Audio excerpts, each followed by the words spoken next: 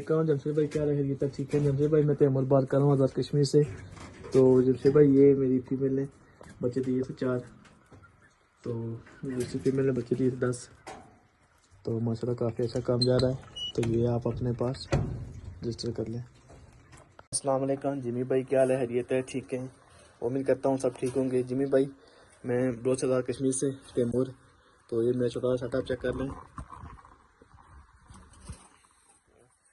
इस फीमेल ने 5 बच्चे दिए थे, ये 5 जिंदा भी। इस फीमेल ने 4 बच्चे दिए थे, 4 भी हैं। तो बाकी छोटा सा सेटअप चेक कर लें हमारा।